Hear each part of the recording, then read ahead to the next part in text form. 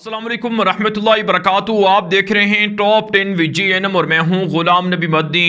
दुनिया भर से आज की 10 बड़ी और इंतहाई अहम खबरें जिन पर आज हम बात कर रहे हैं। नाज़रीन किराम, आज 1 अप्रैल 2021 है और आज दिन है जुमेरात का। ये टॉप 10 VGNM का दोपहर का बुलेटिन है।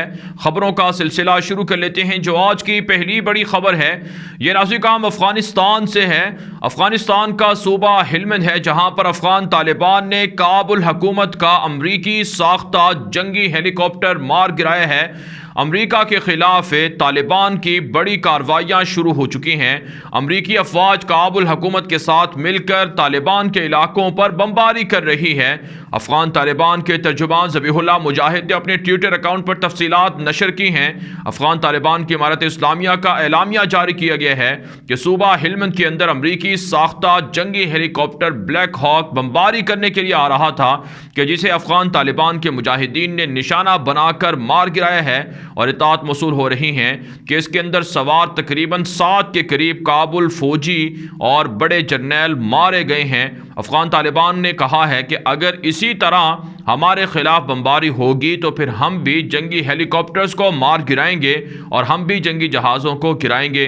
नाज़रीन काम रवां साल अफगान तालिबान की जानिब से गिराया जाने वाला ये गालिबन तीसरा जंगी हेलीकॉप्टर है।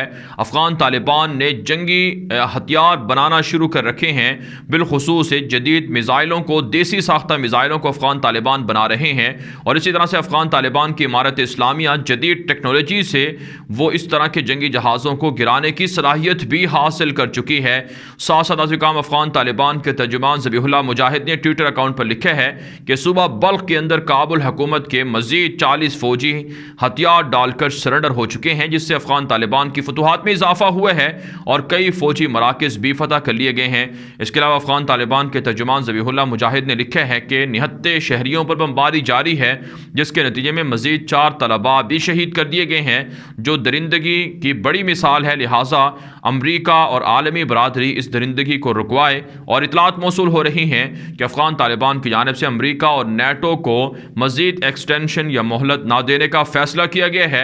और तालिबान ने कहा है कि अमरीका और नेटो को वक्त के मुताबिक, एग्रीमेंट के मुताबिक फ़ौजें अफगानिस्तान से निकालना होगी।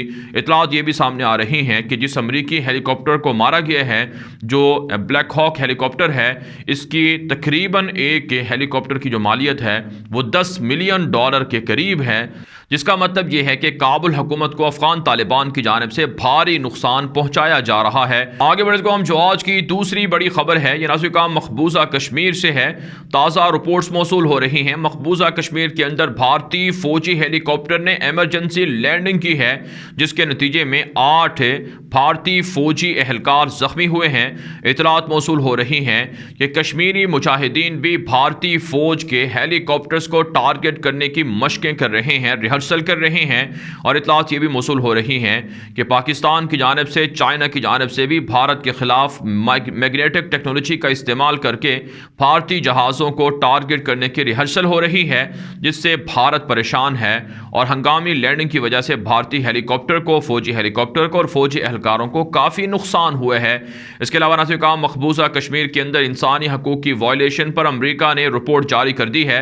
अमरीका की जानिब से जारी होने वाली रिपोर्ट में कहा गया है कि इंसानी हकूक़ की बहाली के लिए भारत पर अमरीका प्रेशर जारी रखेगा। और इतलात मौसूल हो रही हैं कि निहत्ते शहरियों की गिरफ्तारियाँ, आज़ादी इज़हार राय को छीनना और लोगों को मारा जाना, लोगों को कत्ल किया जाना, ये इंसानी हकूक़ की संगीन खिलाफ वर्जियाँ हैं जो भारत मकबूजा कश्मीर के अंदर कर रहा है। नाज़रीन काम अमरीका की बदमाशी देखिए, अमरीका की मकारी देखिए। एक तरफ से भारत के साथ अरबों डॉलर के एग्रीमेंट करता है, हथियार फराहम करता है, असलहा देता है, और दूसरी तरफ से ये कहता है कि इंसानी हकूक़ की वायलेशन कश्मीर में भारत कर रहा है। जिसका मतलब ये है कि लफ्ज़ी तौर पर बयानबाजी तो होती रहेगी, खून आप कह सकते हैं मगरमच्छ के आंसू तो बहाए जाते रहेंगे, लेकिन मकबूजा कश्मीर के अंदर सही मानों में, हकीकी मानों में, हकीकी बुनियादों पर अमरीका या कोई और आलमी ताकत भारत के खिलाफ क्रैकडाउन नहीं करेगी। लिहाजा कश्मीरी मुजाहिदीन की मदद करना, फ्रीडम फाइटर्स की मदद करना, कश्मीरियों का साथ देना, हक़ खुद इरादियत का साथ देना बहुत ज़रूरी है। पाकिस्तान को समझ लेना चाहिए कि अमरीका या दीगर यूरोपीय मालिक भारत के तरफदार हैं, वो पाकिस्तान के हामी नहीं हैं। लिहाजा भारत के साथ ताल्लुकात कायम नहीं होने चाहिए। آگے بڑھنے کو ہم جو آج کی تیسری بڑی خبر ہے یہ بھارت اور چائنا کے تعلقات کے حوالے سے ہے۔ ناظرین تازہ رپورٹس موصول ہو رہی ہیں کہ بھارت بھی چائنا کی کالونی بننے جا رہا ہے۔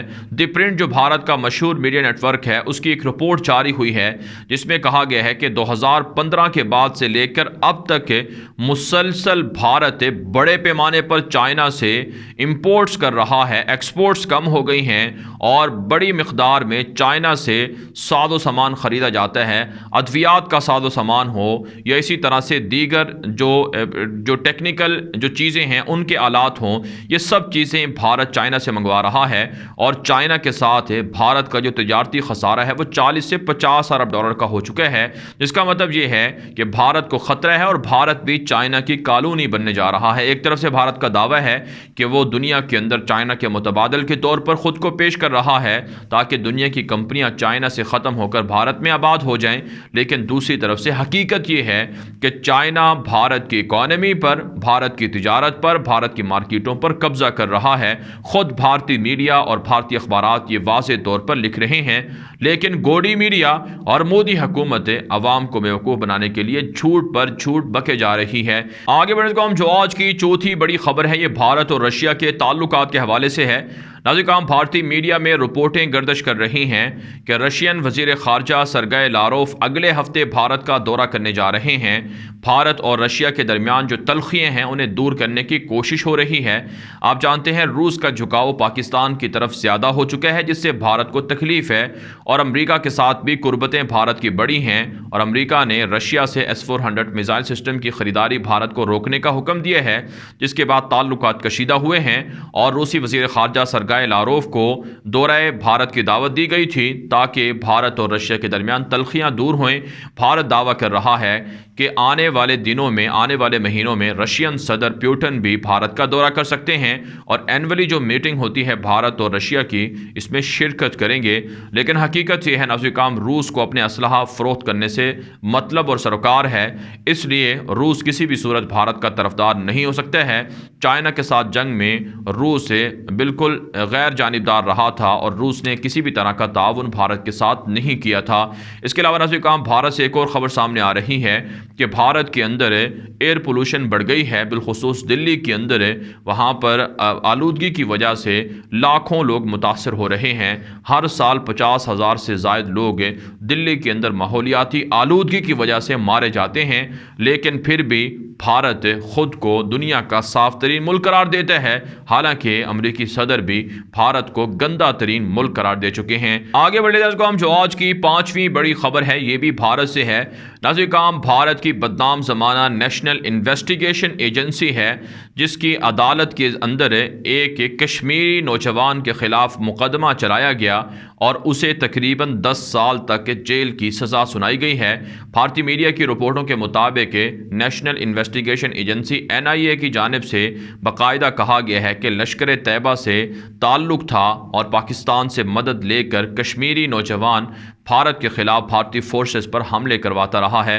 ناظرین ایسے درجنوں کیسز ہیں، درجنوں نہیں بلکہ سینکڑوں کی تعداد میں ایسے کشمیری نوجوان ہیں جن کو جھوٹے مقدمات کے اندر ملوث کر کے جیلوں کے اندر رکھا گیا ہے اور انہیں پھانسی کی سزائیں سنانے، جیل کی سزائیں سنانے، قید کی سزائیں سنانے کی باقاعدہ سنائی گئی ہیں اور انہیں جیلوں کے اندر اذیتوں کا، ٹارچر کا نشانہ بنایا جا رہا ہے۔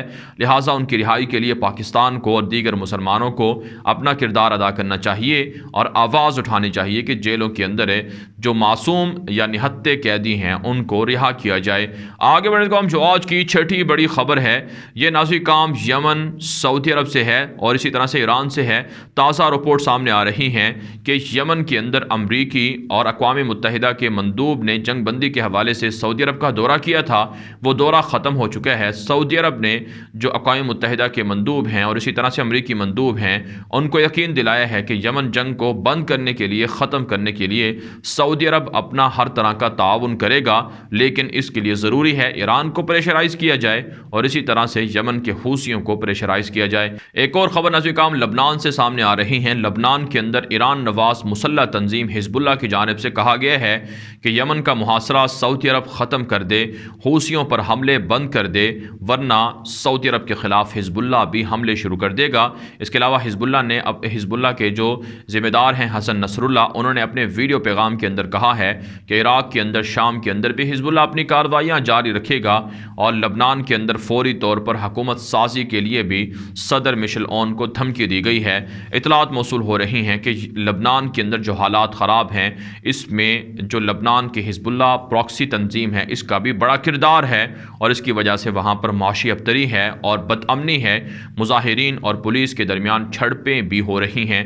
ساتھ ساتھ ناظرین کرام، حسن روحانی ایرانی صدر کی جانب سے امریکہ پر تنقید کی گئی ہے کہ جو بائیڈن کی حکومت ٹال مٹول کر رہی ہے، ہیلے بہانے کر رہی ہے، اور ایران کے خلاف لگی پابندیوں کو ختم نہیں کیا جا رہا ہے۔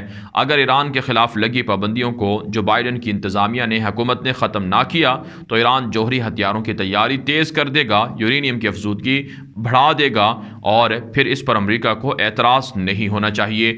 آگے بڑھنے کا جو آج کی 7ویں بڑی خبر ہے، یہ ناظرین کرام ترکی سے ہے۔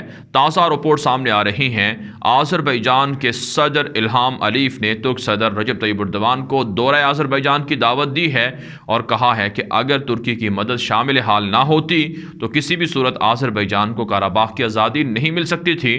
طیب ایردوان کی جانب سے 1 ماہ کے بعد، عید الفطر کے بعد، آذربائیجان کے دورے کا اعلان کر دیا گیا ہے۔ ناظرین کرام، اچھی بات ہے، آذربائیجان اور ترکی کے درمیان رابطے اور تعلقات مستحکم ہو رہے ہیں، اور ترکی آذربائیجان کو ملٹری کوپریشن بھی کر رہا ہے، اور اسی طرح سے معاشی طور پر بھی بھاری انویسٹمنٹ ترکی اور آذربائیجان کے درمیان ہو رہی ہے، اور دونوں ملک کے شہری بھی آزادانہ ٹریولنگ کر رہے ہیں۔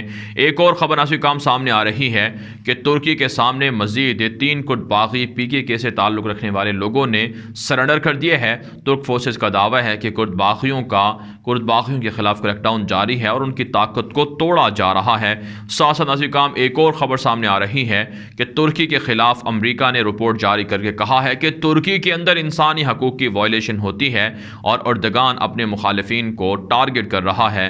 اس پر طیب ایردوان کی حکومت کے ترجمانوں نے کہا ہے کہ امریکہ جھوٹ بول رہا ہے، جتنی وائلیشن انسانی حقوق کی امریکہ افغانستان کے اندر، عراق کے اندر، شام کے اندر، یمن اور دیگر ملکوں میں کر رہا ہے، اتنا شاید ترکی کے اندر نہیں ہوتا۔ ہمارے ہاں انسانیت کی قدر ہے، انسانیت کی جو حقوق ہیں، انسانوں کے جو حقوق ہیں ان کی پاسداری ہے، ہمارے خلاف جھوٹی رپورٹیں جاری نہ کی جائیں۔ ناظرین کرام، آگے بڑھ لیتے ہیں جو آج کی 8ویں بڑی خبر ہے، یہ ناظرین کرام امریکہ، سوڈان اور مصر سے ہے۔ تازہ رپورٹ سامنے آ رہی ہیں، امریکی سیکرٹری خارجہ انٹونی بلنکن کی جانب سے اعلان کیا گیا ہے کہ سوڈان کی جانب سے جو بم دھماکوں کے اندر معاوضے تھے امریکہ کے، وہ سوڈانی حکومت نے $335 ملین کی جو رقم تھی بطور ہرجانہ یا معاوضہ، وہ امریکہ کو ادا کر دی ہے۔ لہٰذا اب جتنے بھی منجمد فنڈ تھے امریکہ کی جانب سے سوڈان کے، انہیں بحال کیا جا رہا ہے۔ آپ جانتے ہیں سوڈان پر پریشر تھا کہ وہ اسرائیل کو تسلیم کرے تاکہ سوڈان پر لگی پابندیوں کو امریکہ ختم کر دے، اور اب ناظرین کرام امریکہ نے اپنی شرائط منوا لی ہیں۔ اس وجہ سے اب اعلان کر دیا گیا ہے کہ سوڈان نے $335 ملین کی جو رقم تھی امریکہ کو ادا کرنی تھی، وہ ادا کر دی گئی ہے۔ اب پابندیاں بھی ختم ہو رہی ہیں۔ اس کے علاوہ ناظرین کرام، مصر کے صدر ڈکٹیٹر عبد الفتاح السیسی کی جانب سے ایک مرتبہ پھر دھمکی دی گئی ہے کہ دریائے نیل ہمارے لیے، مصری عوام اور حکومت کے لیے ریڈ لائن ہے، اسے کراس کرنے کی کوشش نہ کی جائے۔ اس حوالے سے الجزیرہ نے رپورٹ دی ہے کہ یہ ایک بڑی دھمکی ہے جو ایتھوپیا کو دی گئی ہے۔ آپ جانتے ہیں ایتھوپیا کے اندر نہضہ ڈیم کے نام سے ایک بڑا ڈیم بنا ہے، جس میں دریائے نیل کے پانی کو ذخیرہ کیا جا رہا ہے، اور مصر اور سوڈان کا شدید اختلاف ہے ایتھوپیا سے کہ ان کے حصے کا پانی بھی اس ڈیم کے اندر ایتھوپیا ذخیرہ کر رہا ہے، جس سے لڑائی اور جنگ ہو سکتی ہے۔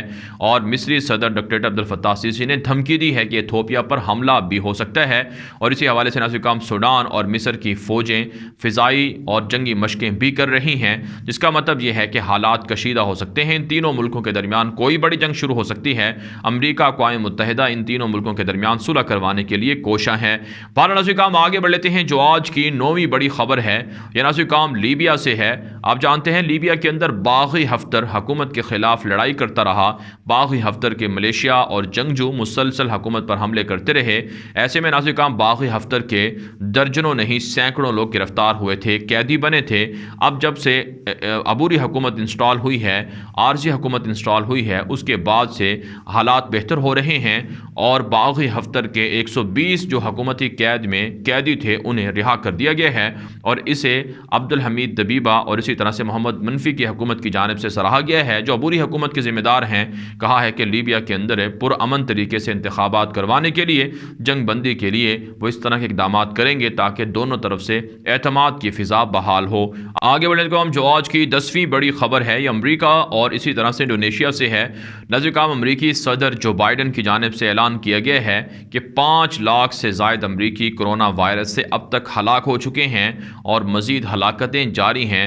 امریکی صدر جو بائیڈن نے اعلان کر دیا ہے کہ عوام کی بحالی کے لیے، معیشت کی بحالی کے لیے، لوگوں کو بے روزگاری سے دور کرنے کے لیے یعنی روزگار دینے کے لیے $2 ٹریلین سے زائد کی رقم مختص کی گئی ہے، جس کا براہ راست فائدہ امریکی عوام کو پہنچے گا۔ لیکن حقیقت یہ ہے کہ امریکہ کے اندر بے روزگاری بڑھ رہی ہے، ڈالر ڈی ویلیو ہو رہا ہے، معیشت تنزلی کا شکار ہے اور لوگ خودکشیوں پر مجبور ہو چکے ہیں، فاقہ کشی ہے اور اسی طرح سے چوری ڈکیٹی اور جرائم میں بھی ریکارڈ اضافہ ہو رہا ہے۔ اس کے علاوہ ناظرین کرام، انڈونیشیا سے خبر سامنے آ رہی ہے۔ انڈونیشیا کے دارالحکومت جکارتا کے اندر واقع انڈونیشین صدر کی رہائش گاہ کے قریب ایک مسلح خاتون کو گولی مار کر ہلاک کر دیا گیا ہے۔ اطلاعات موصول ہو رہی ہیں کہ وہ صدر کے خلاف حملہ کرنے جا رہی تھی، جس پر تفتیش شروع کر دی گئی ہے کہ کس طرح سے انڈونیشین صدر کے محل کے قریب، رہائش گاہ کے قریب یہ خاتون پہنچی ہے۔ اطلاعات یہ ہیں کہ انڈونیشیا کے اندر حالات خراب کروانے کے لیے موساد ایجنسی اور امریکہ کے خفیہ ادارے بلیک واٹرز وغیرہ کوشش کر رہے ہیں، سازشیں کر رہے ہیں۔ ناظرین کرام، دنیا بھر سے تھی آج کی 10 بڑی خبریں۔ ان خبروں کے حوالے سے آپ کی کیا رائے ہے؟ اپنی رائے کامنٹ کے ذریعے سے ضرور ہم تک پہنچائیں۔ مزید خبروں کے لیے آپ ہمارے ٹویٹر اکاؤنٹس دنیا میرے آگے، غلام نبی مدنی اور ہمارے نئے فیس بک پیج غلام نبی مدنی کو فالو کر لیں۔ آج کے لیے اتنا ہی، اجازت دیجیے، اللہ حافظ۔